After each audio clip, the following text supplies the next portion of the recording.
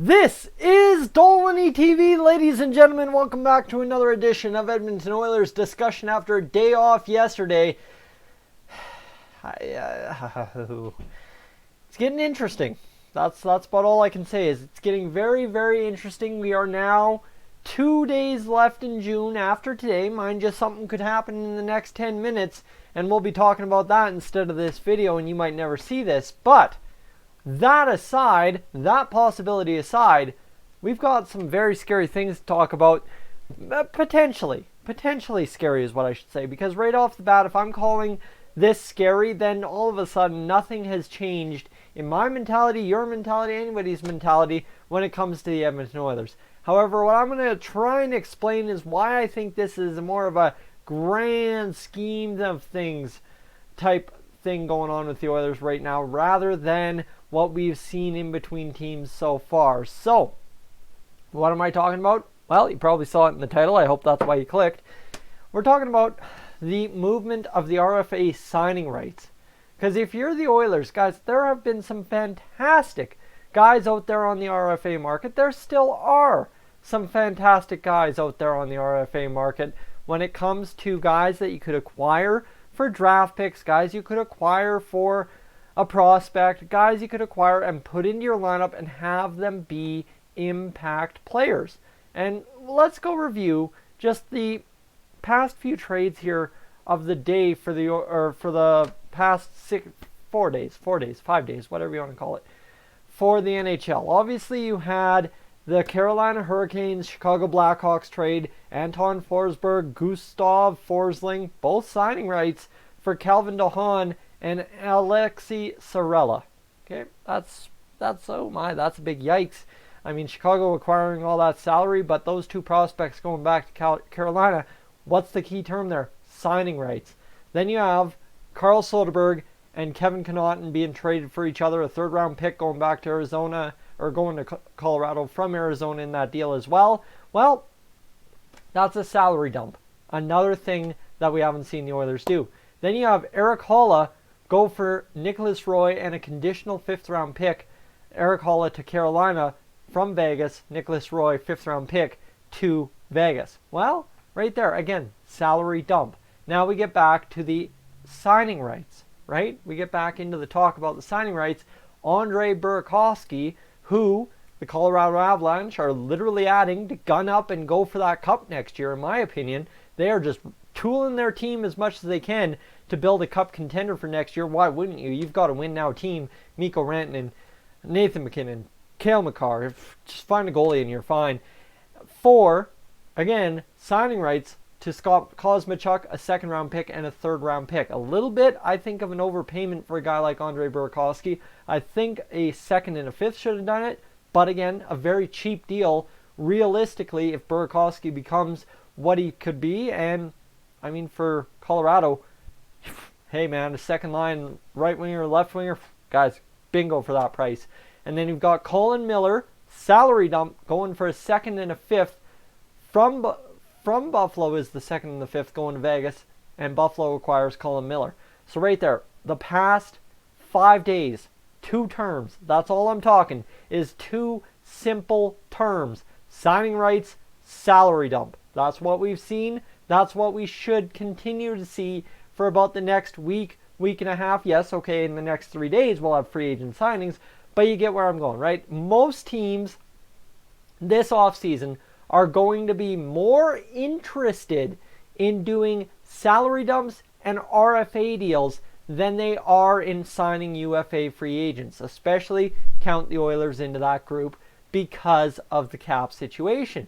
But that is exactly where my problem begins, trying to wrap my head around what's going on with the Oilers here, not doing either one of these things so far. And that's where I get to ask the question. I'm not saying it's a bad thing. Guys, I cannot say it's a bad thing, because realistically, the longer Ken Holland waits to make a trade, the longer we either wait to have our day made or our hearts broken. One or the other. It's either Peter Chiarelli or some GM we've never had before for the Edmonton Oilers making a trade, and we'll see what ends up happening. But that day is coming soon. What day it will be tomorrow, tonight, next week? Who knows, but it's coming soon. It has to come soon. So the question I am asking, the question I'm trying to figure out for myself, looking on capfriendly.com and saying, here's the RFAs, here's their point production, here's why are these guys not signed to qualifying offers? Why are these guys not signed to new offers with the teams they're with? Where can the Oilers capitalize? What is going on here? And all I can ask myself is, what is the plan? What is the plan? And the only answer I can come up with is it's a grand scheme of things. This is maybe a veteran GM, right? You think about some of these GMs, they're not as long-term by any means. I mean, Arizona, Carolina, Chicago, Carolina maybe, Chicago, meh. Washington, meh. Well, you look at that, Vegas definitely not, Buffalo definitely not. You look at that, Ken Holland's one of the top-tiered experienced guys in those group of teams making trades. So is this a grand scheme of things kind of deal where he's looking at, oh yeah, okay, they're going to move guys around, they're going to go around, and then we're going to swoop in and make things happen at the right time. That's what I'm trying to kind of think, right? Is this a pounce when it's there after somebody makes a misstep, right? If somebody gives something away for too little, or somebody gives away something for too much, right? Because the Oilers are in both boats. Yes, a RV in one, salary dumps and stuff in the other, and of course while you're trying to acquire your RFAs, so that's in that boat as well. Signing rights, salary dump, signing rights, off the team. So if you're Ken Holland, from my point of view, and trying to make sense of it, you're essentially waiting, A, for that misstep, and then the right time to capitalize. And you know what? That misstep may happen 20 minutes from now, and Ken Holland will capitalize in friggin' August. That's not a move that a veteran GM's going to wait to capitalize on, right? It's not something you have to, bang, he screwed up, let's go, we're going into Colorado and we're pulling that guy because they just acquired another guy and they're no, it's not something you have to do.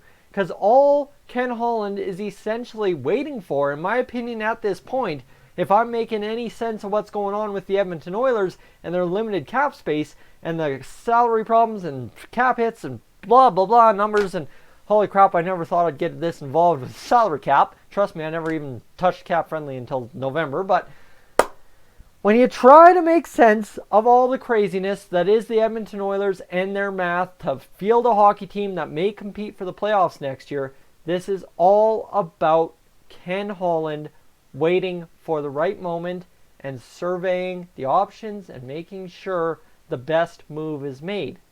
Yes, okay, fine and dandy.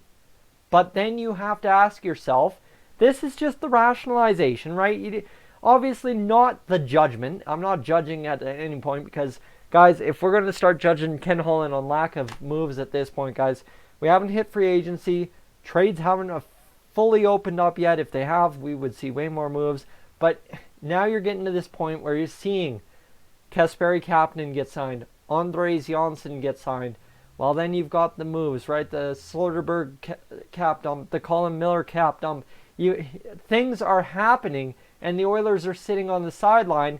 And the scary part about that, yes, okay, I'm all for patience and valuing and making the right move. No problem about it. But in my rationalization of all this, rationalizing everything, is it going to be too late if we make our move? And that's to my comment about Ken Holland will capitalize in friggin' June. Well, right, is it too late then? Is it too late? But if you're Ken Holland, maybe you got to slow play it because A, right, Connor McDavid's legs still an issue. He's not. We haven't seen him on the ice. No pictures yet. So, an issue. Milan Lucic, guys, we heard a lot about the wrists last offseason. We heard about his mysterious injury to end this year. And who knows what goes on there during the offseason. So, that's another big question mark you got to wonder about. And then you've got Andrej Sekera. This is perhaps one of the biggest question marks next to what Mikko Koskinen does this offseason, in which you're asking yourself, if Sekera gets injured, I'm going to have to figure out a solution, or will I?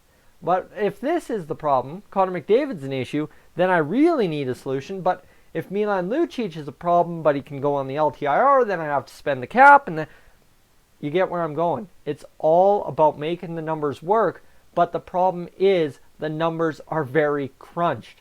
So you can ask yourself if it's going to be too late. What's going on with the Oilers? Are we screwing up, guys? Ken Holland sucks. No, that's the wrong way to look at it. You got to look absolute big picture.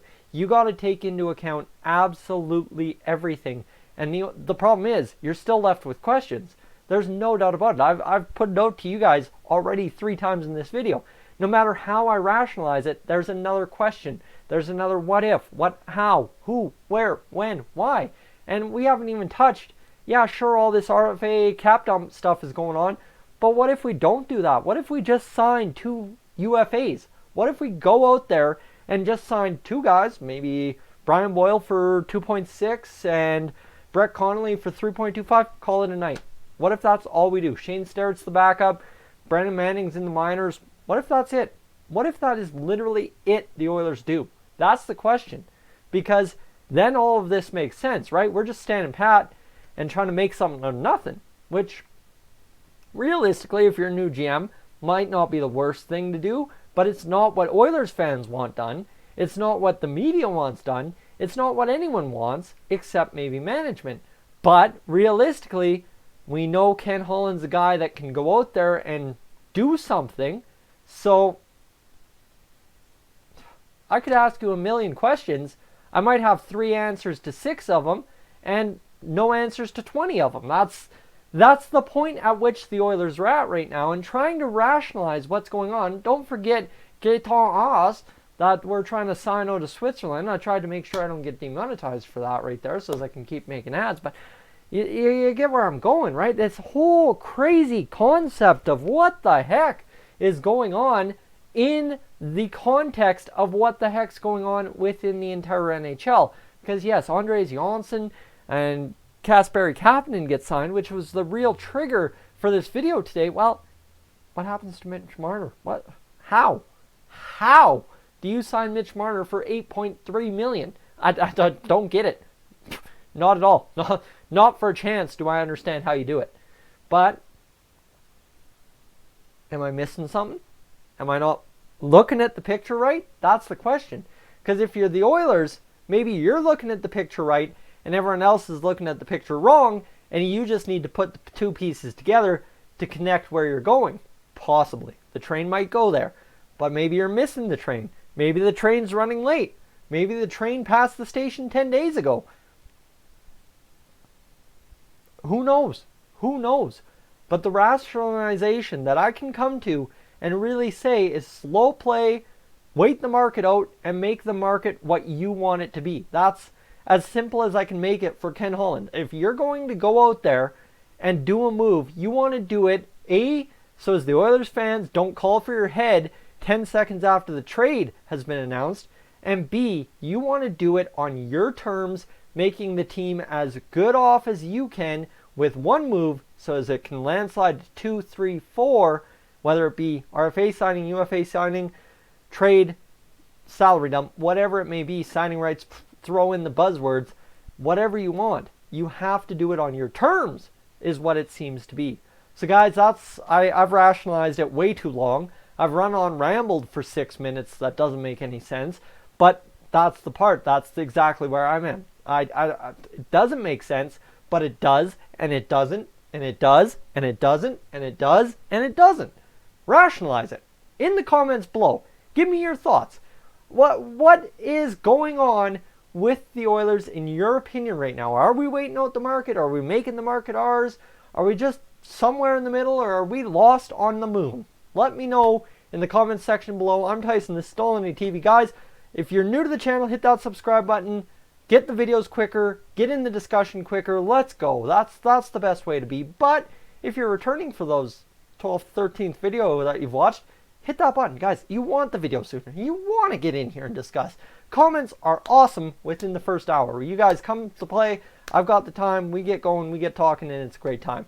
Guys, I'm Tyson Dolan TV. I've rambled again. I am up on out of here.